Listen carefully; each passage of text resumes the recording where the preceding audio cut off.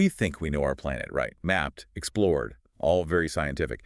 Solid ground beneath our feet. Mm-hmm. Governed by geophysics. Exactly. But there's this incredibly persistent fantasy, isn't there?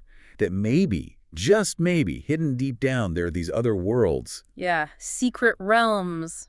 And not just caves, but whole civilizations. Advanced ones. Yeah. Full of tech and wisdom that makes our surface world look, well, almost primitive. It's the ultimate hideaway, isn't it? The idea of a whole counter-society running parallel to, all this chaos up here. It really is. Welcome to the Cabinet of Science and Fiction. Today, we're doing a deep dive into exactly that mystery, this convergence of myth, esotericism, maybe even a bit of weird geography, all searching for Agartha and Shambhala. Yeah, these legendary underground kingdoms. We've got quite the stack of sources here. Occult writings, some very questionable history, even political intrigue. It's a wild mix. Our job is to sift through these really fantastic claims. Contrast the esoteric stuff with actual scientific history and, interestingly, with real-world underground cities that actually existed. Okay, let's get our terms straight first.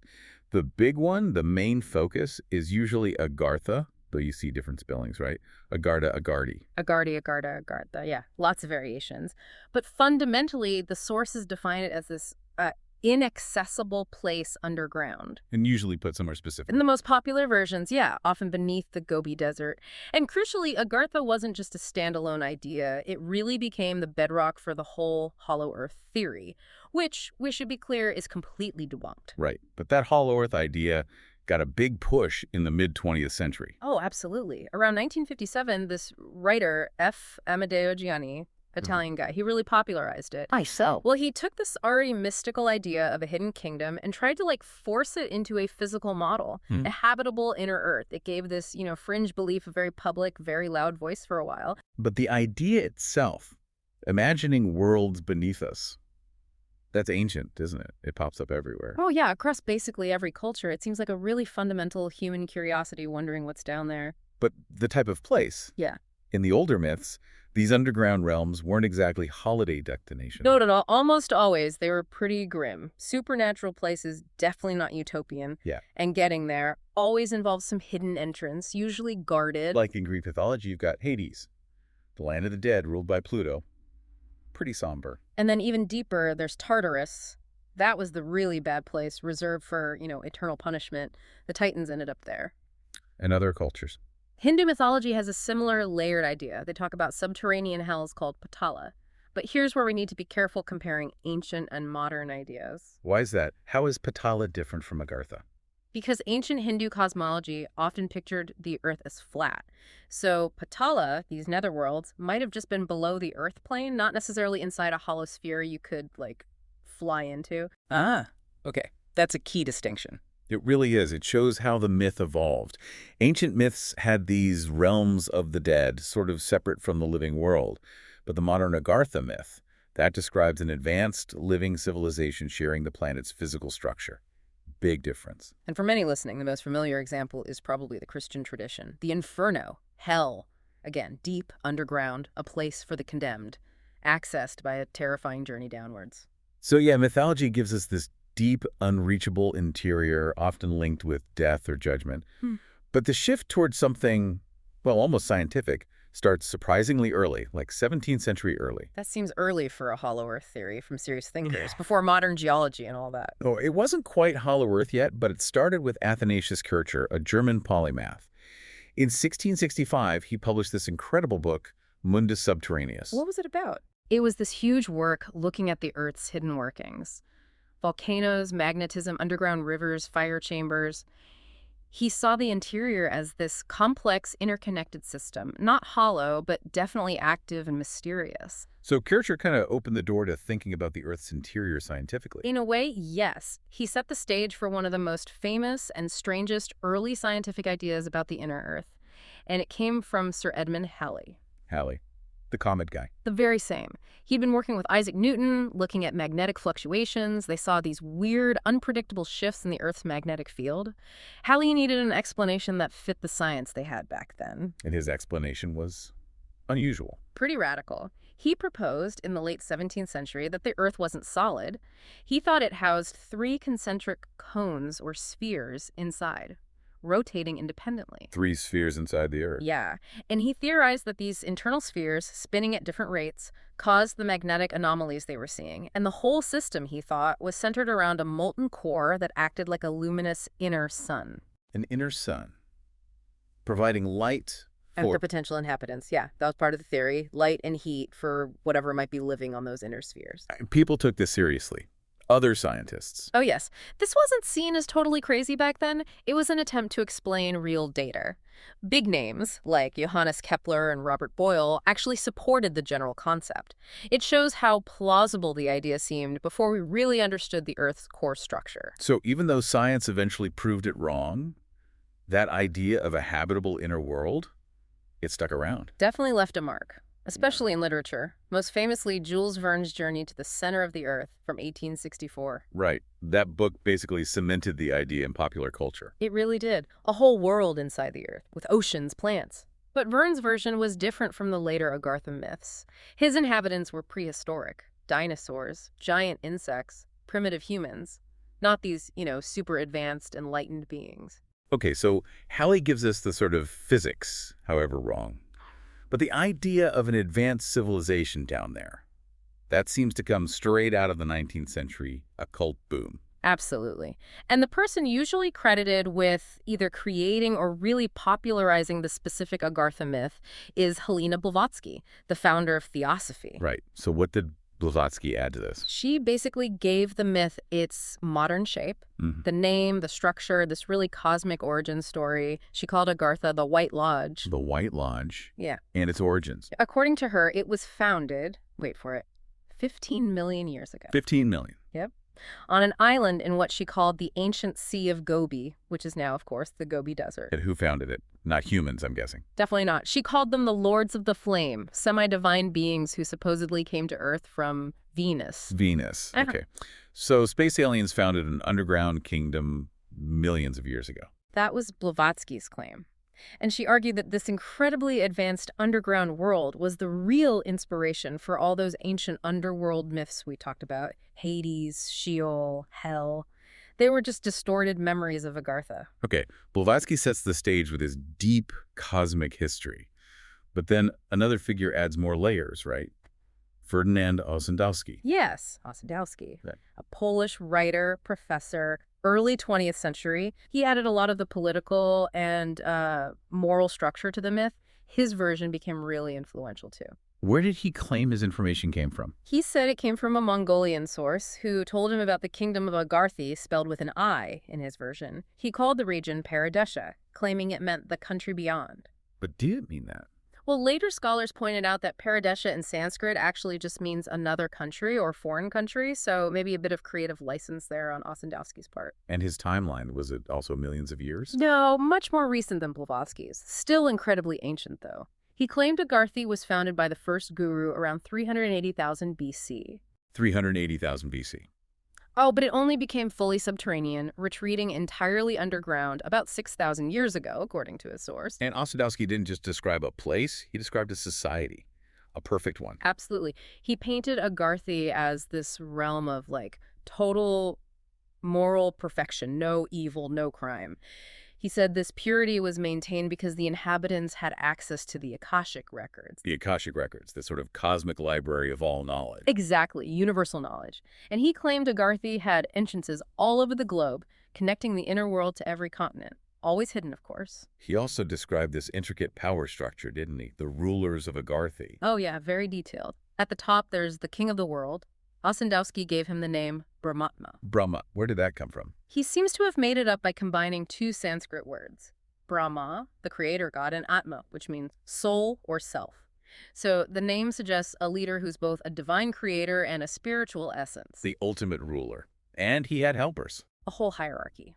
First, the Majatma, literally, great soul. This figure is the spiritual guide, the prophet. Their job is to predict and understand what's happening on the surface world.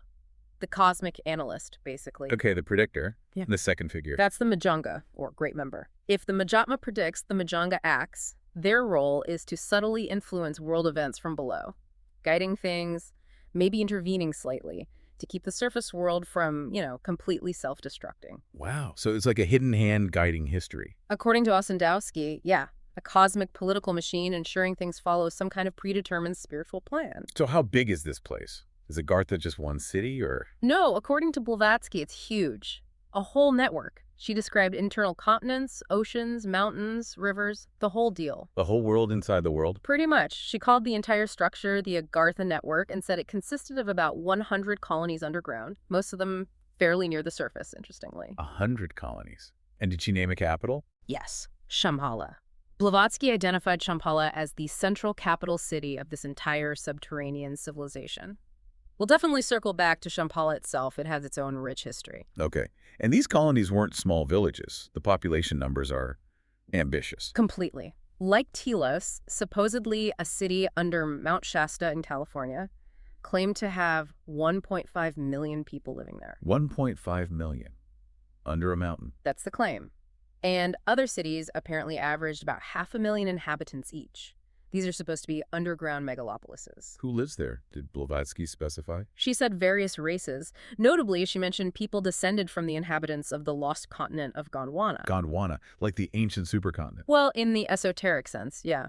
Lost landmass. These people supposedly fled underground before some surface catastrophe, taking their ancient knowledge with them into these subterranean galleries. And how do they see down there? No sunlight. They have a special light source, not solar. This light is described as being able to support plant life, make seeds grow, photosynthesis without the sun. It emphasizes their self-sufficiency and advanced tech. So, advanced beings living underground, lit by artificial suns. Any alternative views on who these inhabitants are? Yeah, Brad Steiger offered a slightly different take. He talked about the elders. The elders, who were they? Steiger proposed they were this ancient, super intelligent hominid race, older than Homo sapiens by over 1 million years. They didn't flee underground. They chose to move there ages ago. Why? To pursue their own scientific and spiritual development, apparently. He said they engineered their environment to provide everything they needed. They mostly keep to themselves, but occasionally offer, constructive critiques to us surface dwellers, more like distant, wise relatives. Okay. And then we get the really extreme physical claims. The giants. Ah, yes. That comes from Willis George Emerson, the author of The Smoky God. He claimed the inhabitants of this inner world were huge, like 4 meters tall. 4 meters, that's over 13 feet. Exactly, and incredibly long-lived, too, living between 400 and 800 years. So you could meet a 13-foot-tall, 500-year-old Agarthan. It's pure pulp adventure stuff. It really is. But despite all these variations, different origins, different sizes, different timelines, there's one thing all these writers seem to agree on. Their technology. Yeah, extremely advanced technology. And especially their reliance on telepathy for communication. No need for phones or internet down there. And a shared spiritual basis, too. You mentioned Melchizedek earlier. Right. Blavatsky explicitly connects Agartha to Melchizedek. She says the Agarthan cities follow spiritual teachings imparted by him, placing them within this larger framework of the Great White Brotherhood, this supposed ancient priesthood guiding humanity's evolution. Okay, this brings us to Shambhala. You said Blavatsky made it the capital of Agartha, but it sounds like Shambhala has its own much older story. It absolutely does. Shambhala is deeply rooted in Tibetan Buddhist tradition, first appearing in a key text called the Kalachakra Tantra. So spiritually, it existed centuries before anyone dreamed up Agartha. And it's important in Hinduism, too. Very much so. There's a prophecy in the Vishnu Purana, a major Hindu scripture, that says Shambhala will be the birthplace of Kalki. Kalki. The 10th and final avatar or incarnation of the god Vishnu. His arrival is meant to end the current age of darkness and usher in a new golden age, the Satya Yuga. Wow. So birthplace of the final savior. And in Buddhism? In Buddhism, Shambhala is the prophesied kingdom from which Maitreya, the future Buddha, will rule. The Kalachakra Tantra gives this whole history. What does it say? It talks about a king named Manjushakirti who initiated the Kalachakra teachings there. Part of his goal was supposedly to convert followers of the Mleka religion. Mleka. What does that mean? It basically translates to foreigner or barbarian. In this context, it likely referred to groups outside the Buddhist mainstream, specifically sun worshippers. It kind of highlights Shambhala's role as a bastion of pure dharma against other beliefs. This king is said to have abdicated way back in 59 BC. And this all leads up to some kind of final conflict. Yeah, the prophecies describe a time when the surface world descends into total chaos, war, greed, moral decay. Then the 25th Kalki king, Maitreya, will emerge from Shambhala. When is this supposed to happen? The texts point to around the year 2424 or 2425. He'll lead this massive army, defeat the forces of darkness, and then establish that final, lasting golden age. So Shambhala sounds like this hidden, almost celestial paradise. Why did the occultists drag it underground and make it part of Agartha? Well, Blavatsky and the others needed a capital city for their subterranean empire, right? Shambhala, with its existing spiritual prestige, was perfect. They just integrated it, making it the spiritual center of the Agartha network. It conveniently linked their, frankly, fantastical Hollow Earth ideas to a respected spiritual tradition. And it kept its cosmic significance in their system. Absolutely. Shambhala is strongly linked to the idea of the axis mundi, the world axis, the center of the world in both Buddhist and Hindu thought. So making it the capital positioned Agartha as the true center of the planet, metaphysically speaking. And that Melchizedek connection pops up again. Yep. Some sources claim Shambhala itself is governed by Melchizedek, or Melchizedek, who rules the world. This reinforces the idea that Agartha, its network, and its capital Shambhala are all part of this single, divinely guided hierarchy. It's kind of amazing that Westerners were hearing about Shambhala so long ago, even if they didn't quite get it. Right. That Portuguese missionary, Estevan Cachella, back in 1627, he heard about Shambhala as he wrote it. He was trying to find Cathay, China, and thought maybe this Shambhala was another name for it. Where did he go? He ended up traveling to Tashilhunpo in Tibet, which is the traditional seat of the Panchen Lama. He eventually realized his mistake and headed back to India, but it shows the name was circulating. This whole idea of a sacred land, this perfect place hidden away, only accessible to the worthy, it seems universal. It really does. It's the Eden archetype, essentially. The Rosicrucians, another esoteric group, even had a word for the key to this hidden world. Vitriol. Vitriol. Like the acid. No, it was an acronym. From a Latin phrase, vista interiora terrae rectificando in venis omnia lapidem. In the interior of the earth is hidden the true mystery. For the Rosicrucians, this key wasn't a physical map. It was about inner transformation, purification, initiation. That's how you found the hidden world, not by digging. And we see this idea of a hidden paradise everywhere, even if it's not always underground. Exactly. Mount Meru in Hinduism, Mount Olympus for the Greeks, Atlantis, Thule from Norse myths, Ogygia from Homer. Mont Salva, Avalon, Camelot from the Arthurian legends, El Dorado and Manoa in South America, Canaan for the Hebrews, Ariana for the Persians. Even a Chinese tradition talks about a land called Chivan, the city of the 12 serpents. It just confirms this deep human need for a perfect, maybe lost refuge that's just beyond our reach. Okay, if this massive Agartha network exists, with Shambhala as its capital, how do you get there? Yeah. The occult writers were pretty specific about entrances. Oh yeah, they listed tons of locations. The general idea, according to Blavatsky and others, is that these entrances are deliberately hidden, usually obscured by huge bodies of water or massive mountains, places hard to get to keep out the, profane. So where are these supposed doors? Let's list a few. They start with the most remote places imaginable. Right. Both the North Pole and the South Pole are classic alleged entrances. Then the places linked to the origins. The Gobi Desert, Siberia. Also the Amazon jungle, often with this added detail about being guarded by unfriendly natives, which sounds suspiciously like, well, a colonial stereotype. Yeah. Any specific landmarks? Lots. Under the Great Sphinx in Egypt, the Cueva de los Tallos cave system in Ecuador. Big mountain ranges are popular too, the Himalayas in Tibet and China, the Andes down in Argentina and Chile. They really covered all the mysterious spots. Waterfalls, too. Iguazu Falls, yeah. Even the Bermuda Triangle gets listed. Basically, anywhere remote, mysterious, or extreme on the Earth's surface could potentially hide a doorway to Agartha. But the most famous story about actually finding an entrance, that has to be the Admiral Byrd story, the one pushed by Gianni in his book. Oh, the Byrd narrative. Yeah, that's a classic piece of, well, let's call it creative writing presented as fact. Published in The Worlds Beyond the Poles in 1957. What's the core claim? Byrd flew into the North Pole. Supposedly, in February 1947, he allegedly flew his plane 2,300 miles into an opening at the North Pole, finding this warmer inner region. And saw impossible things. Completely. A live woolly mammoth wandering around in full daylight. Then he supposedly met this humanoid being, likely extraterrestrial. And this being gave him a message. A stern warning for humanity. Stop the wars, seek peace. the usual. But here's the kicker, right? That message wasn't exactly original. Not even close. Giannini, the author, basically lifted that entire monologue almost word for word from the 1937 movie Lost Horizon. Seriously.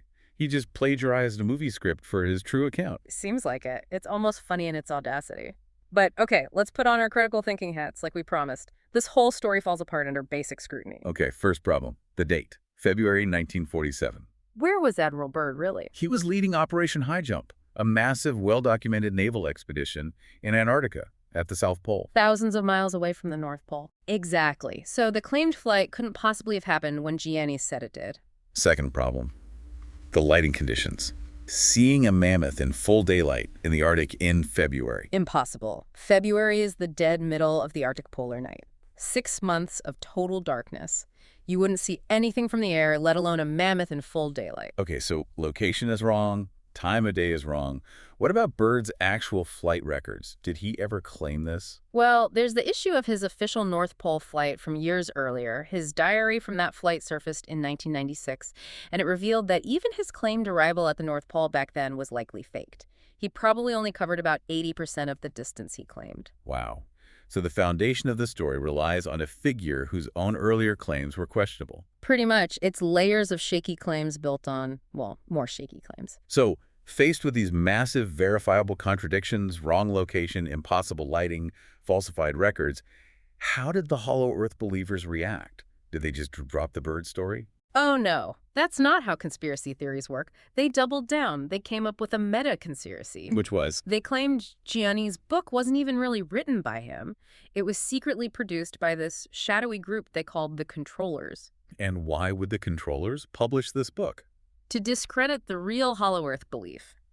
By deliberately putting out this easily disprovable nonsense, they could confuse genuine truth seekers and make the whole idea look ridiculous. That's intricate. Blame the debunkers for the bad evidence. It's a classic move. Protect the core belief by claiming any evidence against it is part of the cover-up. Okay, Byrd is the most famous, but there were other eyewitness accounts before him, right? Like Olaf Jansen. Right, the Olaf Jansen story. Told in the novel The Smoky God by Willis George Emerson, same guy who gave us the 13-foot giants. It's presented as the true story of this Norwegian sailor, Olaf Jansen. What did he supposedly do? Sailed with his father through an entrance at the North Pole, lived for 2 years in the inner earth, met those giant inhabitants, saw the caverns lit by that central sun Halley talked about. And their capital city. Supposedly the original Garden of Eden. They eventually left via an opening at the South Pole where the father died. Interestingly, that story never actually uses the name Agartha, even though it describes a very similar place. Any other alleged witnesses? There's Robert Stacy Judd, an architect and archaeologist. He claimed he found a cave network in Yucatan, starting from the Cueva de Lotun, said he met a hermit there who told him about an inner earth city called Lolton. These personal stories, true or not, kept the idea alive. And Alexandre Sanis Delvedre, the guy who supposedly got the info directly. Right. Back in 1885, he claimed he was visited by an Afghan prince, Haji Sharif, and 2 companions. They allegedly revealed the existence of Agartha, its organization, everything. And he wrote a book about it, Mission Indolent on Europe. He did. Printed about 200 copies. But then he destroyed almost all of them. He claimed he received threats from India. Feared the knowledge was too powerful, too dangerous for the public. Only 1 known copy survived, passed on to the mystic Pepys, which of course only added to the mystique secret knowledge, fiercely guarded. Now, this whole Agartha Shambhala idea didn't just stay in occult circles. It got tangled up with real-world politics, didn't it? Specifically, the Nazis. Yeah, there's a persistent narrative about Nazi obsession with these myths, both Agartha and Shambhala. The key event cited is the 1938 Tibet expedition. Sent by Hitler. Supposedly. Led by Ernst Schaefer, an SS officer, accompanied by other SS members and these 5 German wise men. What was the point of sending an SS expedition to Tibet in 1938? The motivation seems largely ideological. It came from Friedrich Hilscher, who was involved with the Honorbe. We should probably explain the Honorbe. Right. The Honorbe was Himmler's sort of pet project, a pseudoscientific research institute. Its goal was to find evidence for the superiority of the Aryan race, looking into archaeology, anthropology, occultism, whatever fit their narrative. So the Tibet trip was part of that? According to the story, yes. Hilscher apparently saw the mission as a way to make contact with the hidden masters of Agartha. They believed these beings held ancient Aryan secrets and potentially immense power. So less about diplomacy, more about finding a magical power source. Pretty much. They were hoping to tap into some ancient spiritual tradition, maybe linked to paganism or Templar myths that they thought survived in Central Asia, something they could use for their own goals. Did anything actually come of it, politically? Well, there's this claim about the Council of Regency in Tibet. Tibet was between Dalai Lamas at the time. The story goes that this council gave the Nazis a document acknowledging Hitler as the chief of all Aryans. That sounds highly unlikely, unless there was a misunderstanding. That's the most probable explanation. The swastika. It's an ancient symbol in Tibet and across Asia representing good fortune, auspiciousness, an old Aryan solar symbol. It had nothing to do with Nazism for them. So the Tibetans might have seen the swastika, recognized it as a positive symbol, and made some kind of polite, perhaps misinterpreted diplomatic gesture towards these visitors using it. Exactly. It's highly unlikely they were endorsing Nazi ideology. But regardless of the intent, the story continues that a group of Tibetan monks was later installed in Berlin. This lent a sort of faux Eastern legitimacy to the Nazi occult interests. Okay, moving beyond the politics, the Agartha myth often gets connected to other lost civilizations, right? Like Atlantis. Yeah, that's a common thread. The idea that survivors from Atlantis fled the sinking island and went underground, founding or joining Agartha to preserve their knowledge. Let's quickly recap Atlantis itself. Where does that story come from? Primarily Plato. He described Atlantis not just as a lost place, but as a cautionary tale. It was this huge, powerful naval empire founded by beings who were part god, part human. Known for incredible wealth and technology. Gold, silver, advanced engineering. Right. But according to Plato, their success led to arrogance, greed, immorality. They tried to conquer Athens and failed. The gods got angry and punished them. Catastrophic earthquakes and floods, and the entire island sank beneath the sea in a single day and night. So connecting the survivors to Agartha provides a lineage for that advanced underground knowledge. Exactly. It neatly links two powerful myths. Then there's Lemuria. Lemuria. That one started with actual science, didn't it? Sort of. Kind of. 19th century zoology. A scientist named Philip Sclater was puzzled by lemur fossils. He found them in India and Madagascar, but not in Africa, even though Madagascar is right next to Africa. So he needed a way to explain how lemurs got from Madagascar to India. Right. He proposed a hypothetical land bridge, a submerged continent in the Indian Ocean connecting the two. He named it Lemuria, after the lemurs. But the occultists ran with it. Oh, completely. They ignored the zoology and turned Lemuria into this mystical lost homeland, populated by giant, sometimes four-armed, spiritually advanced Lemurians, who were supposedly the ancestors of humanity. Even though plate tectonics later showed that kind of land bridge wasn't possible. Yeah, science moved on, but the myth stuck in esoteric circles. Another source of ancient wisdom for Agartha. And one more Yos. That's Celtic, right? Yes, from Breton mythology in France. Yes was this beautiful, wealthy city built right by the sea, protected by a massive dike with gates. Only the king, Gradlon, had the key to open the gates safely at low tide. Another city doomed by a moral failing. Yep. King Gradlon's daughter, Dahut, or Daud, fell for a charming stranger, the Red Knight, who was actually the devil in disguise. Yogir. She stole the key from her sleeping father and gave it to the knight. He, of course, opened the gates during a storm, and the sea rushed in, completely flooding the city. Dahut was drowned and supposedly transformed into an evil mermaid or siren. So again, a perfect place lost to human weakness. It really reinforces that theme. Okay, we spent a lot of time in these fantastical realms, Agartha, Shambhala, Hollow Earth, but now we need to ground ourselves. People actually have built cities underground, real ones. Absolutely, and looking at them really highlights the difference between the myth and the reality. Agartha is this utopian refuge full of magic light and ancient wisdom. Real underground cities, they were built for much more practical reasons. Like what? Defense, mostly, storage, sometimes climate control, and they were built with hard work and clever engineering, not, Venusian technology. What's the most impressive example? Derinkuyu in Turkey. Derinkuyu, or Elengubu, as it was likely known anciently, is probably the largest we know of. It's in Cappadocia, that region with the weird rock formations. How big is it? It's staggering, 18 levels deep. It goes down 85 meters. That's like 280 feet. And it could apparently house up to 20,000 people. 20,000 people. Underground. And their livestock and food supplies. It was a complete self-contained refuge. And it was just found. recently. Relatively speaking, yeah. In the 1960s, a guy was renovating his house, knocked down a wall in his basement, and found this hidden passage leading into the network. Wow. Who built it? Right. And why? Its origins might go way back, maybe even to the Hittites, 2nd millennium BC. But it was definitely expanded and used extensively by Phrygians and later Byzantine Christians, primarily as a refuge during invasions and raids. So purely for defense. Exactly. It had ventilation shafts, wells, living quarters, stables, churches, and these huge, heavy, circular stone doors, like massive millstones. They could be rolled across passageways to seal off sections from invaders. Purely functional, designed for survival during sieges, not a mystical paradise. Okay. Any other examples? Maybe less ancient? Naours in northern France. Yeah. This one's much newer. It started as chalk quarries in the 15th century. But used as a refuge later. Extensively during the 30 Years' War in the 17th century. People from the surrounding villages would hide there during conflicts. And even more recently. Yeah, German forces actually used the tunnels during their occupation of France in World War II. It could hold up to 3,000 people, which is more than live in the town of Naours today. It had 300 rooms, 28 galleries. Again, a practical response to surface danger. What about Orvieto in Italy? That has underground parts too, right? Orvieto's interesting because it's not fully subterranean, but it has this incredibly long history of underground use.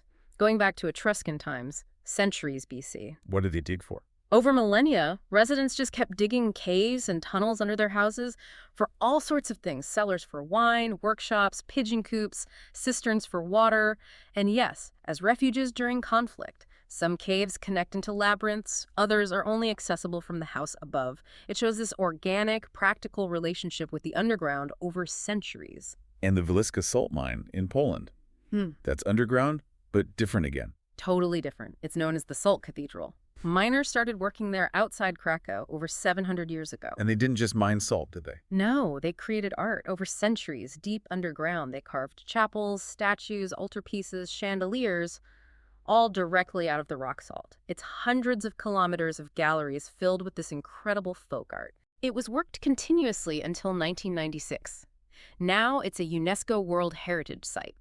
It's a testament to faith, community, and artistry underground, not a hidden civilization. Finally, maybe something a bit different, the cliff dwellings in the U.S., Mesa Verde. Right, Mesa Verde in Colorado, built by the ancestral Pueblones, sometimes called the Anasazi.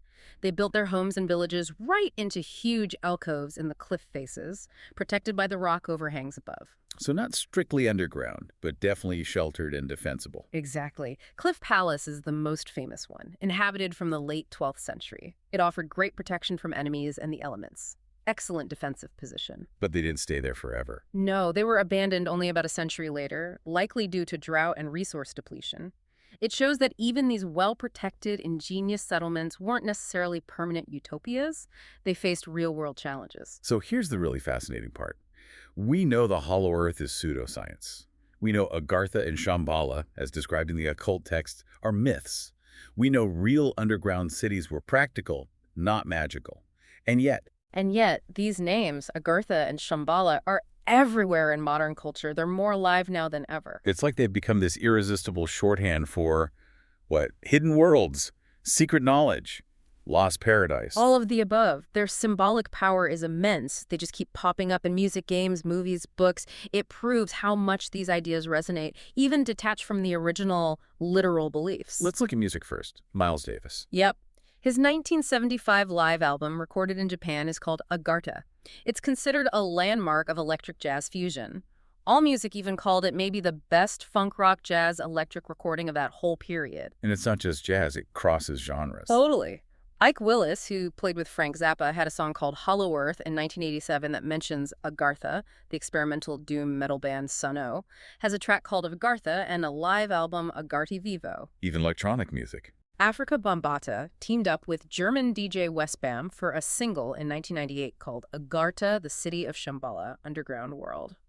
And DJ Kongarak had a track called Agartha in 2012. The names themselves just carry this immediate sense of mystery and depth. Okay, what about video games? That seems like a natural fit. Oh, huge in video games. In the MMO The Secret World, Agartha is basically the main hub world. It's the hollow earth, the space between worlds, and it contains the world tree, Yggdrasil, which acts as a portal system connecting all the game's locations on the surface. That perfectly uses that access mundi idea we talked about at Agartha as the literal center connecting everything. Exactly. Other games use the name more as an homage. Final Fantasy IV has a town called Agartha on the surface world that leads down to an underground realm. Castlevania too. In Castlevania, Lords of Shadow Agartha is this ancient, highly advanced civilization that died out, but their technology is key to the plot. So the idea of lost, powerful tech from below. And it keeps appearing in Call of Duty. Yeah. The Zombies mode in the Black Ops series makes constant references. Agartha is often portrayed as this ultimate goal, a kind of paradise, or the place where a key character, Samantha, is trapped. It functions as both a physical location and a sort of spiritual objective. Film and TV.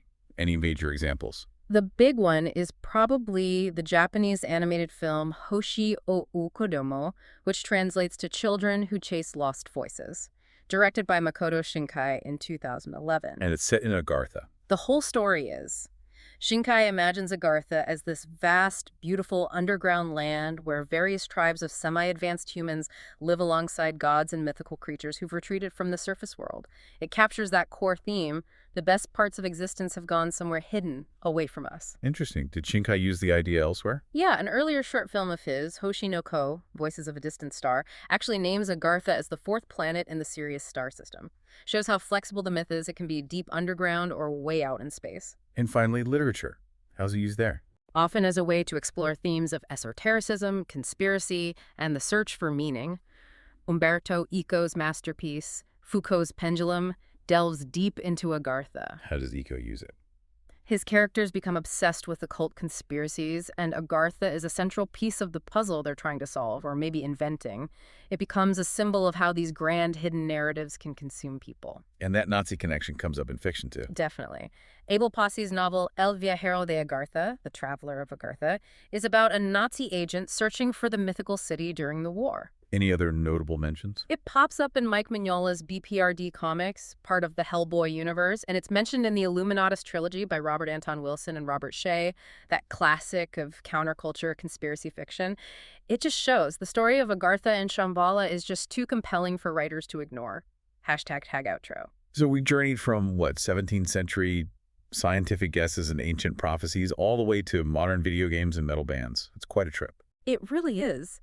And Agartha and Shambhala, they stand out as these incredibly potent symbols. They represent this enduring human need to project our hopes, our fears, our dreams of advanced societies onto places we can't easily reach or see, hidden spaces. Whether those hidden spaces were imagined because of faulty science about the Earth's core, or because of a deep spiritual yearning for a golden age, the result is the same, these powerful myths of inner sanctuaries. And what's really striking is how they persist. Modern science, geophysics, has shown us pretty conclusively that the Earth has a solid core. No vast caverns, no inner sun, no hidden continents down there. Yet the myths endure, stronger than ever in some ways, woven into our culture. It really demonstrates this powerful impulse we seem to have, the belief, or maybe just the hope, that the key to everything, ultimate knowledge, perfect peace, maybe ultimate power isn't out there in space, but right here, just beneath our feet. Hidden, guarded, waiting. Even when all the evidence points away from it. Which leaves us with a final thought, maybe for you, our listener, to ponder. If, just if, a hidden, advanced civilization did exist underground, like Ossendowski suggested, one capable of subtly influencing world events through figures like the Majanga, would we, up here on the chaotic surface, even recognize their influence if we saw it? Would we perceive their subtle guidance as genuine attempts at promoting peace or progress? Or would we just dismiss it? Write it off as another conspiracy theory, another strange anomaly, another unexplained event to be debated and ultimately ignored. That's a really unsettling thought. Could the king of the world be trying to help, and we're just too busy arguing to notice? Hiding in plain sight, in a way? Perhaps. Something to think about. Thanks for listening. Until next episode.